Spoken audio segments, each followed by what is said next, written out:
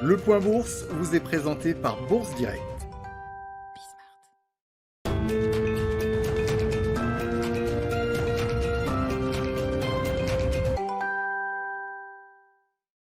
Le CAC 40 est toujours dans le rouge à la mi-journée. Les bonnes nouvelles venant de la BCE, du sommet européen ou encore de la FDA peinent à contrebalancer les négociations qui patinent de part et d'autre de l'Atlantique. Du côté des nouvelles encourageantes, tout d'abord, certes déjà anticipées pour partie par les marchés, mais tout de même présentes. La BCE a annoncé hier renforcer son programme de rachat d'actifs de 500 milliards d'euros et le poursuivre jusqu'à au moins mars 2022, laissant ainsi un peu plus de souplesse aux économies européennes. Économies européennes qui devraient également voir enfin arriver les aides du plan de relance de 750 milliards d'euros dans leur caisse. Les dirigeants européens réunis depuis hier ont en effet réussi à trouver un accord suite au blocage par la Pologne et la Hongrie. Sans revenir sur la conditionnalité du versement des aides au respect de l'état de droit, les 27 ont réussi à trouver un compromis. La vérification du respect de l'état de droit ne se fera que pour garantir l'utilisation appropriée de l'argent et non pour punir un État. Si jamais il devait y avoir litige, les pays concernés pourront déposer un recours devant la Cour européenne de justice, ce qui bloquera toute procédure possible de la Commission européenne le temps de la procédure de la Cour de justice.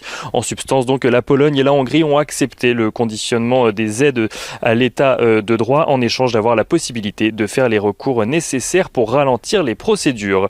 Les 27 qui se sont d'ailleurs entendus sur le budget européen jusqu'à 2027 qui s'élèvera lui à 1100 milliards d'euros. Et nouvelle encourageante pour les marchés, toujours, la FDA a réuni un conseil d'experts indépendants. 17 d'entre eux approuvent le vaccin développé par Pfizer et BioNTech contre 4 qui s'y opposent, ce qui laisse espérer un accord très prochainement de l'autorité de santé américaine. Les négociations sur le front du Brexit pèsent cependant sur les marchés alors que les négociateurs ont jusqu'à dimanche pour trouver un accord. Boris Johnson a cependant confié à la BBC suite à sa rencontre avec Ursula von der Leyen qu'il y avait de fortes chances que les négociations échouent, accusant notamment l'Union européenne de vouloir verrouiller le Royaume-Uni dans son giron. Un avis partagé par son gouvernement qui ne veut pas de l'accord en l'état. La Commission européenne se prépare de son côté à un no deal et aux mesures qui en découlent. Négociations toujours, mais aux États-Unis sur un plan de relance budgétaire, celle-ci patine toujours alors que le plan proposé par Steve Mnuchin sème un peu plus le désordre. Il y a donc à présent un plan de 916 milliards de dollars d'un côté défendu par Steve Mnuchin et accepté par Mitch McConnell, le leader républicain au Sénat, et face à lui un autre plan de 908 milliards de dollars, cette fois-ci proposé par un groupe parlementaire bipartisan sur lequel les démocrates veulent débattre. Des négociations qui devraient reprendre aujourd'hui alors que le plan de 908 milliards de dollars arrive à échéance ce soir.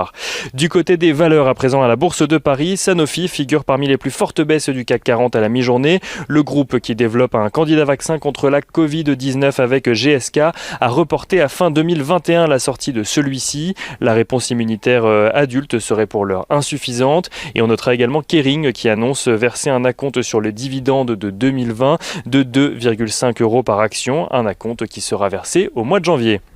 Rapidement, on regarde le pétrole qui est au-dessus des $50 à la mi-journée, l'once d'or qui se négocie elle au-dessus des $1 800, tandis que l'euro-dollar reste à son niveau de 1,21 $ pour 1 euro.